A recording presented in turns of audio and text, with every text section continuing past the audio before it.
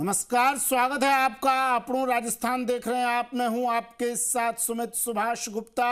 Bulletin की शुरुआत में बात मुख्यमंत्री भजनलाल शर्मा के दौरे की। ब्यावर दौरे पर हैं सीएम भजनलाल शर्मा। वीबीजी रामजी योजना का राज्य स्तरीय शुभारंभ होगा आज। सीएम करेंगे। सीएम ने श्रमिकों को ग्रामीण रोजगार गारंटी कार्ड बांटे। राज्य स्तरीय शुभारंभ इस योजना का किया। स्वयं सहायता समूह की दीदियों को भी चेक सीएम ने सौंपे। समर्थ सखी ऋण योजना के तहत स्कूटी वितरण की। नमो वन में पौधरोपण का भी अब कार्यक्रम है। देवमाली में देवनारायण भगवान के दर्शन मुख्यमंत्री भजनलाल शर्मा करेंगे।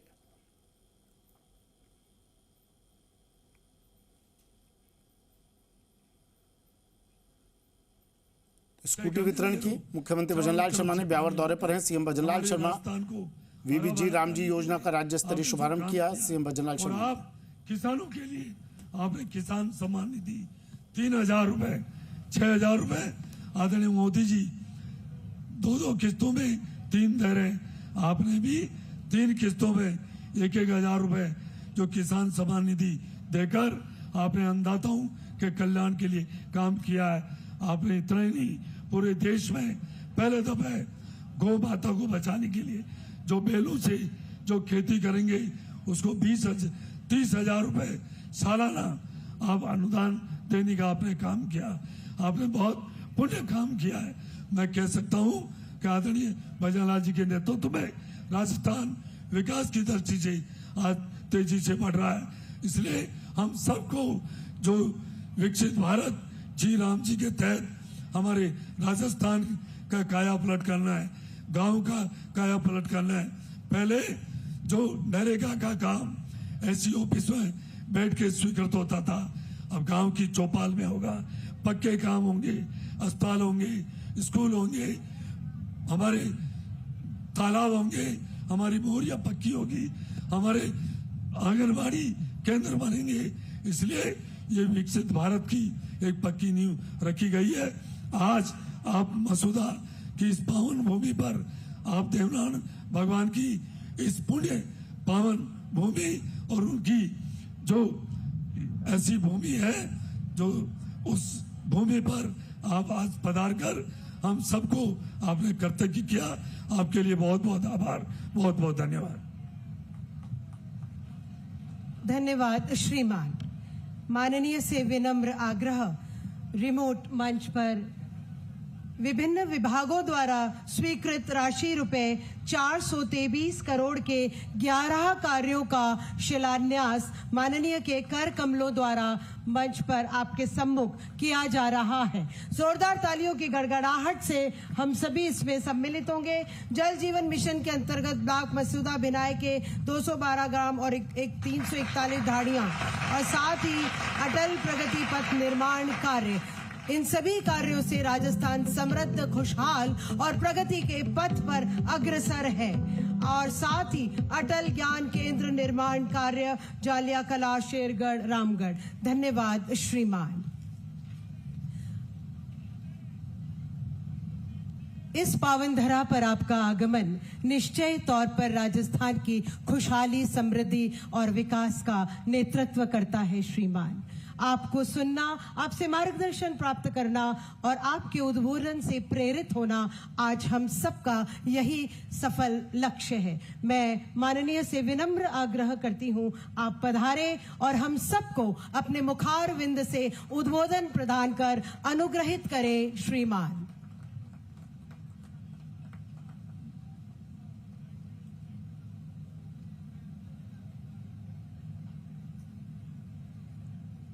बोलिए भारत माता की। आप भगवान के देव भगवान के स्थान पर हैं, इसलिए दोनों हाथ खड़े करिए।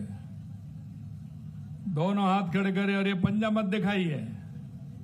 ये हनुमान जी की मुष्ट का, इस पंजे ने तो ही देश को किया है गंजा, इसलिए हनुमान जी की मुष्ट का बनाइए और जोर से बोलिए भारत माता की, भारत माता की, भारत माता की। डांगेश्वर महादेव की, भगवान देवनारायण की, बंसी वाले की, गिरिराज धरण की, आप सभी की। आज के इस विकसित भारत बीबीजी रामजी योजना के शुभारंभ के अवसर पर आयोजित इस कार्यक्रम में मंच पर विराजमान केंद्रीय राज्य मंत्री कृषि एवं किसान कल्याण श्रीमान भागीरथ चौधरी जी, कैबिनेट में मेरे साथी जल संसाधन विभाग के मंत्री भाई श्री सुरेश सिंह जी रावत साहब, कैबिनेट के मेरे दूसरे साथी सामाजिक न्याय अधिकारिता विभाग श्री अविनाश गहलोत जी, कैबिनेट के मेरे साथी भाई गृह राज्य मंत्री श्रीमान जवाहर सिंह जी बेड़म साहब, मेरे कैबिनेट के साथी राज्य मंत्री ग्रामीण विकास पंचायती राज श्री ओटाराम जी देवासी साहब और देवनारायण बोर्ड के अध्यक्ष भाई ओम प्रकाश बड़ाना जी, आपके अपने लाडले और बहुत ही कर्मठ और आपकी पूरी तरह से ध्यान रखने वाले मसूदा के मेरे विधायक भाई वीरेंद्र सिंह जी कानावत साहब, केकड़ी के विधायक माननीय शत्रुघ्न गौतम जी, नसीराबाद के विधायक रामस्वरूप लांबा जी, हमारे प्रदेश के उपाध्यक्ष भाई मुकेश दादित जी, जिला अध्यक्ष जीतमल प्रजापत जी, पूर्व विधायक व्यापार देवी शंकर बूदड़ा जी, हमारे शासन सचिव ग्रामीण विकास कृष्ण कुणाल जी और मेरे सामने बैठे मेरे इस क्षेत्र के पूजा योग बुजुर्गों, नौजवान दोस्तों और इतनी बड़ी संख्या में आई मेरी माता बहनों, सबसे पहले तो मैं आपका बहुत बहुत स्वागत करता हूं, अभिनंदन करता हूं, आप सभी का वंदन करता हूं, आप सभी को मैं प्रणाम करता हूं। मैं बहुत ही सौभाग्यशाली हूं कि आज मुझे आप सभी के दर्शन का लाभ मिला है। काफी समय से हमारे विधायक वीरेंद्र जी लगातार मेरे से कह रहे थे कि आप मसूदा में आपको आना है। मैंने सोचा कि मेरे दोनों काम हो जाएंगे, क्योंकि एक अच्छा काम इस देवभूमि से पूरे राजस्थान के अंदर प्रारंभ हो रहा है। देश के हमारे कृषि मंत्री जी ने हमारा आंध्र प्रदेश से तिरुपति से प्रारंभ किया है।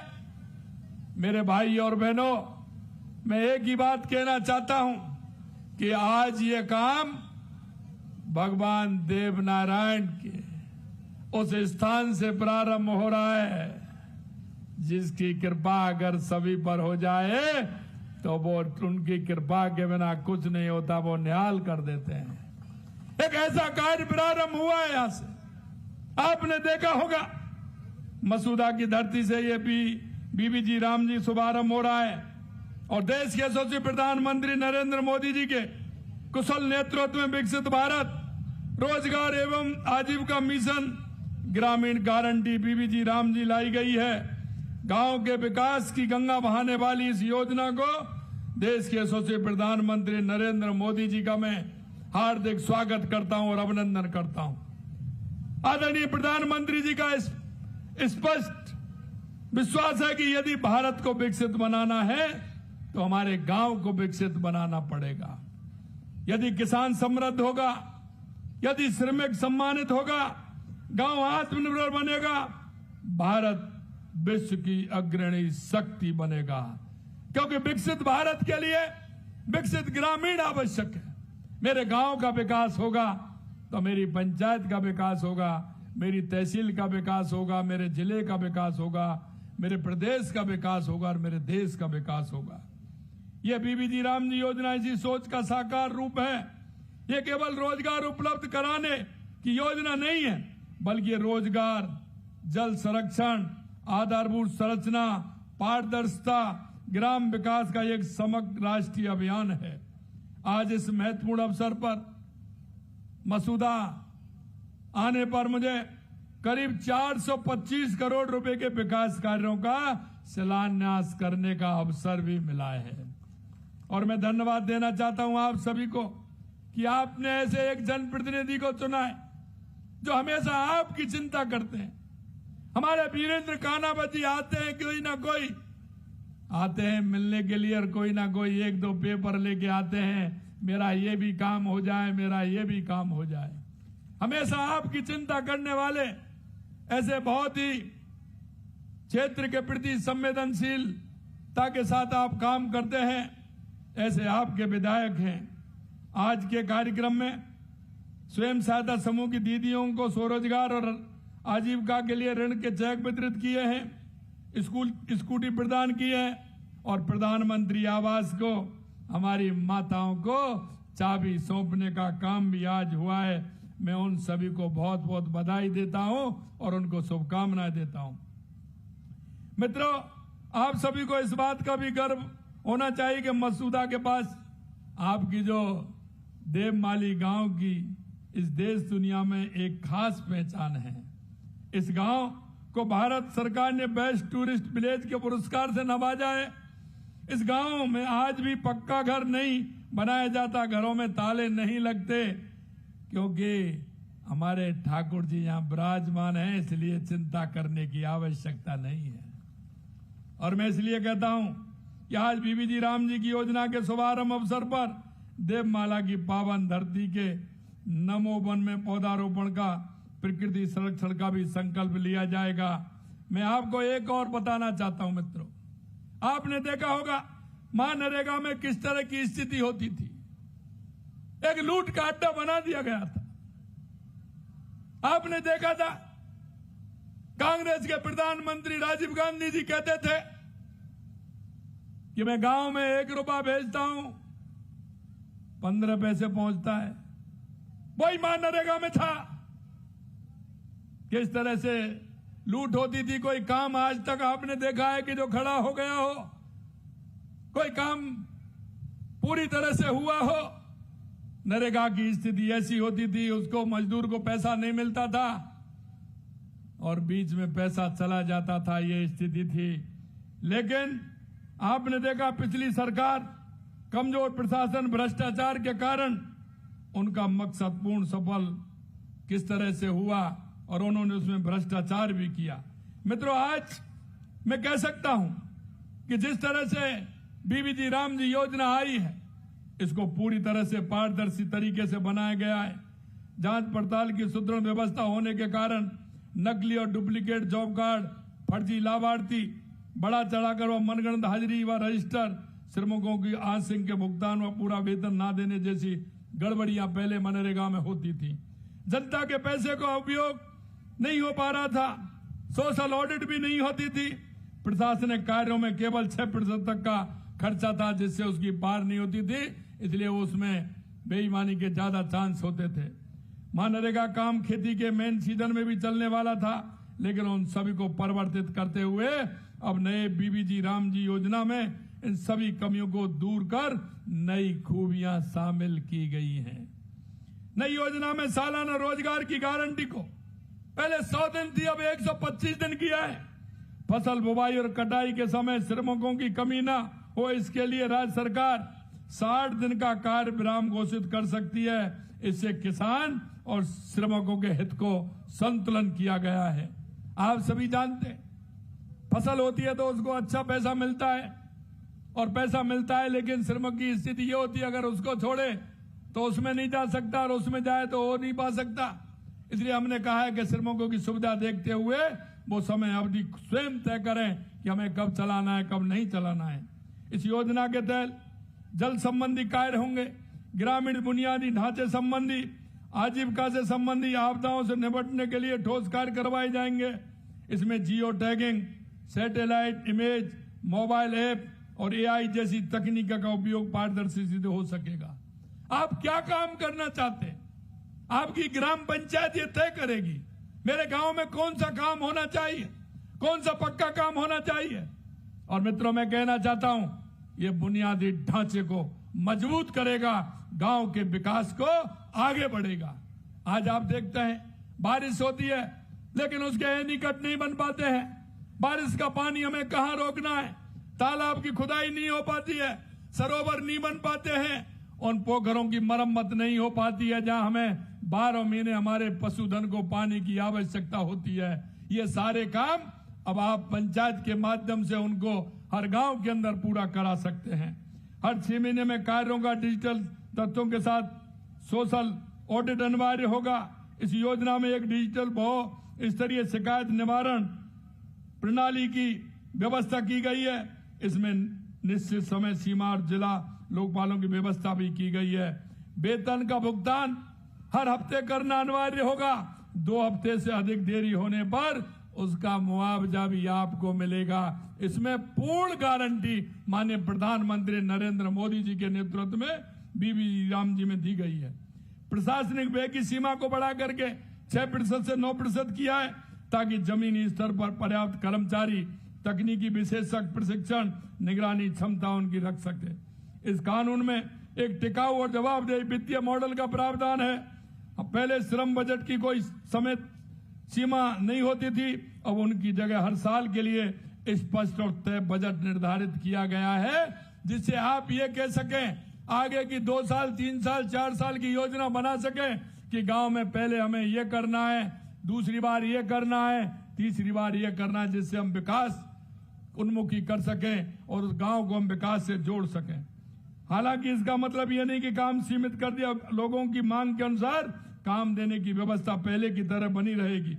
कुल आवंटन वृद्धि की गई है, जिसमें राज्यों को हाल में मनरेगा औसत की तुलना में लगभग 17,000 करोड़ रुपए हमने अतिरिक्त दिया है। लेकिन कांग्रेस अपने आचरण के अनुसार व्यवहार कर रही है, क्योंकि उन्होंने कभी कुछ किया नहीं। मेरे मित्रों, में कहना चाहता हूं, आप देख सकते हैं 2.5 साल के अंदर राजस्थान के अंदर एक एक योजना हम किस तरह की लेकर के आए हैं। हमने देखा कि गांव में पीने के पानी की व्यवस्था से लेकर के बिजली से लेकर के सिंचाई से लेकर के सारे कामों को लगातार हमारी सरकार कर रही है। अब पानी की बात करें तो चाहे हमारी राम जल सेतु ERCP योजना हो, यमुना समझौता हो, चाहे हमारे इंदिरा गांधी गंग नहर हो, चाहे ब्राह्मणी नदी से भीलवाड़ा होते हुए बीसलपुर में पानी आए, चाहे देवास स्कीम हो, सोम कमलाम के माध्यम से जवाई में पानी जाए, चाहे हमारा माई डैम के माध्यम से डूंगरपुर बांसवाड़ा को पानी मिले। हमने एक साथ सभी योजनाओं को बनाया कि राजस्थान का एक भी जिला, एक भी उपखंड बिना पानी के नहीं रहे, हमारे किसानों को पानी मिले।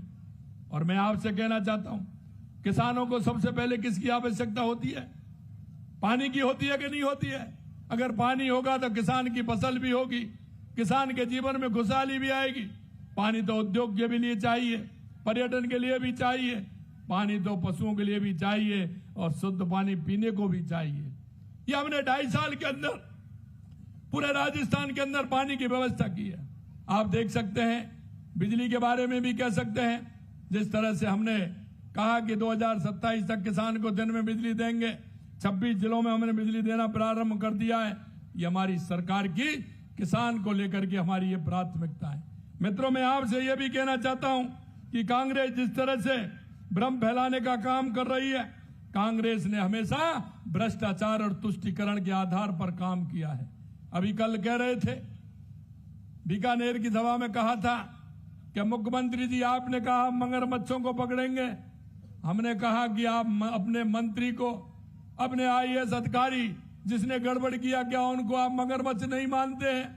पहले तो आप अशोक गहलोत के खास हुआ करते थे, क्या आप उनको मगरमच्छ नहीं मानते हैं? जिसने बेईमानी की है, जिसने भ्रष्टाचार किया है, उसका स्थान जेल के अंदर है। कान खोल करके सुन लीजिए, किसी को बख्शा भी नहीं जाएगा। और लगातार जिस तरह से चल रहा है, 450 से ज्यादा जिन युवाओं के भविष्य को बर्बाद करने का काम किया था, उनको 450 से ज्यादा वो जेल की सलाखों में है। मैं आपको ये भी कहना चाहता हूं मेरे भाइयों, कि युवाओं से भी कहना चाहता हूं, 350 से ज्यादा 2.5 साल के अंदर पेपर हुए हैं, एक भी पेपर लीक हुआ है क्या? लगातार आप देख रहे हैं। और मेरे से विधानसभा में कह रहे थे वहां के कांग्रेस के अध्यक्ष कि शेखावाटी में पानी कैसे आएगा। मैंने कहा आप देखते चलना, शेखावाटी में पानी आएगा। अभी आपने देखा है 29 जून को ऐतिहासिक फैसला हुआ है। शेखावाटी के लिए पानी आएगा, 295 किलोमीटर की पाइपलाइन डलेगी, उससे पानी आएगा।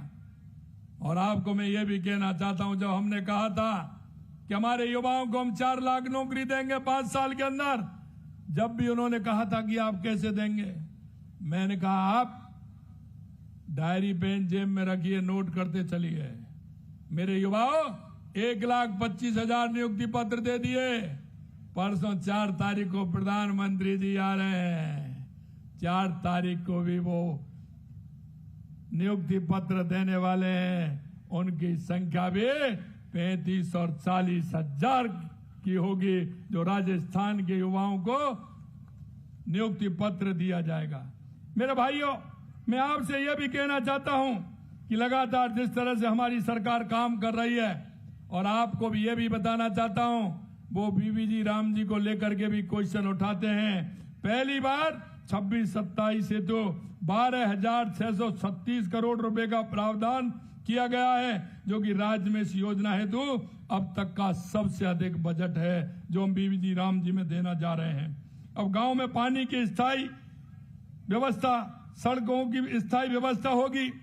इस ऐतिहासिक अवसर पर पुनः मैं माननीय प्रधानमंत्री जी को धन्यवाद देना चाहता हूं कि ग्रामीण के विकास के लिए आपने बीबीजी राम जी योजना को एक पारदर्शी योजना बनाया है, और आपने एक वो योजना बनाया है जिस योजना को ठीक प्रकार से गांव का विकास हो सके, गांव की उन्नति हो सके, गांव में जो आवश्यकता के काम है वो हो सके। इसलिए मैं कहना चाहता हूं कि हमारी ये योजना बहुत ही सफल योजना है, और वो आज यहां से प्रारंभ हो रही है। हमारे माननीय विधायक जी ने कहा है कि यहाँ की 2-3 मांग उन्होंने मेरे को बताई हैं। आप चिंता मत करिए विधायक जी, आपकी रोडों का तो हुआ है, 3 रोड बताए हैं आपने, वो रोड भी आपके होंगे। मैं इस बात की भी आपसे कहता हूं, आपने कहा था कि कोई सरोवर है जहां देवमाली में भगवान देवनारायण जी का सरोवर है, उस सरोवर को भी हम ठीक कराएंगे। और एक बात और मेरे पास आई है, वो आपको पता होगा कि यहाँ मध्य प्रदेश, उत्तर प्रदेश, हरियाणा के तीर्थ यात्री भी आते हैं, भगवान देवनारायण के दर्शन करने के लिए आते हैं। उनके लिए रुकने के लिए कोई स्थान नहीं है। मैं आज इस पवित्र भूमि पे आया हूं, 2 करोड़ रुपए की लागत से वो यहाँ आश्रम बनेगा, और उसको आराम से उन लोगों को जो दूर से आते हैं उनको रुकने का स्थान नहीं है, एक व्यवस्थित रूप से यहाँ उनके लिए एक आश्रय बनाया जाएगा जिसमें आकर के वो रुक सकते हैं। मेरे भाइयों, आपने देखा है कि लगातार हमारी सरकार काम कर रही है। हम सब मिलकर संकल्प लें कि हमारा हरियाणा राजस्थान बन रहा है। आपने देखा है कि 2 साल के अंदर लगभग हमने 20 करोड़ पौधे लगाने का काम पूरे राजस्थान में किया है। आप सभी से भी मैं कहना चाहता हूं, एक पेड़ मां के नाम हरियाणा और राजस्थान में आप सभी से भी मैं कहता हूं कि आप अपनी अपनी मां के नाम एक पेड़ अवश्य लगाएं। मित्रों, पर्यावरण बचाना हमारा काम है। हम तो वो लोग हैं जो प्रकृति पर विश्वास करते हैं, क्योंकि हम पहाड़ों को भी पूजते हैं, हम नदियों को पूजते हैं, हम वृक्षों को पूजते हैं। हम पर्यावरण को रक्षण वाले हैं, पर्यावरण को हम बचाने का काम करते हैं। तो आपसे मेरा आग्रह है कि आप सभी एक पेड़ मां के नाम आप निश्चित रूप से लगाएंगे, और ये योजना बीबीजी राम जी का पूरी तरह से आप फायदा उठाएंगे। ये ग्रामीण रोजगार की एक मजबूत गारंटी है, विकसित भारत की यह पहचान है। और इसलिए आपने देखा होगा हमने ग्राम विकास और बाढ़ विकास की योजना बनाई थी। आपने देखा हमारी ग्राम पंचायतों के माध्यम से हमारे गांव का विकास कैसे हो सकता है। वहां की भौगोलिक परिस्थिति क्या है, वहां की जनसंख्या का आधार क्या है, हम किस तरह से उन योजनाओं को बना करके उस गांव को कैसे आगे बढ़ा सकते हैं, गांव में पैदावार क्या होती है, वहां के किसान किस फसल को करते हैं। अगर फसल है तो वहां वृक्षारोपण भी होना चाहिए। और अब मैं ये भी कहूंगा आपसे मेरे भाइयों कि हम सभी किसान भाइयों को हमारी आधुनिक खेती के माध्यम से काम करना चाहिए, प्राकृतिक खेती के माध्यम से काम करना चाहिए, क्योंकि जो हम यूरिया और डाई का उपयोग करते हैं इससे हमारी मिट्टी खराब हो रही है। आप जानते हैं कि आपके यहाँ ग्राम सेवक हैं एग्रीकल्चर सुपरवाइजर आपके यहाँ हैं, आप उनसे अपनी मृदा को चेक करवाइए उसमें क्या आवश्यकता है। मित्रों, हमारे पूर्वजों ने खूब दुख पाए, लेकिन उन्होंने हमारी भूमि को कभी खराब नहीं होने दिया। उन्होंने स्वयं को दुख पा करके आने वाली पीढ़ी को अच्छी जमीन दे करके गए थे। मैं आपसे कहना चाहता हूं, आने वाली पीढ़ी को आप क्या देना चाहते हैं? अगर आप उनको अच्छी उर्वरा भूमि देना चाहते हैं तो आपसे मेरा यही आग्रह है, आप प्राकृतिक खेती की तरफ जाएं, क्योंकि आप देखते हैं जितने हम दवाइयां या यूरिया डीएपी हम जब ज्यादा डालते हैं, क्योंकि मैं किसान आदमियों में अच्छी तरह से जानता हूं, पहले हम 5 किलो डालते थे, अब 10 किलो बढ़ गए, 15 किलो हो गए, 20 किलो हो गए, 25 किलो हो गए। खेती की लागत भी बढ़ रही है और खेती भी खराब हो रही है।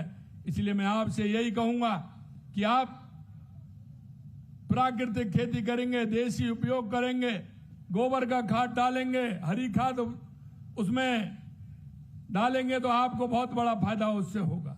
हम जानते थे कि बारिश जैसे होती थी तो हम उसमें ग्वार ढेंचा बो देते थे, 1 महीने 1.5 महीने 40 दिन का होता था, उसको जोत देते थे, हरी खाद हो जाती थी।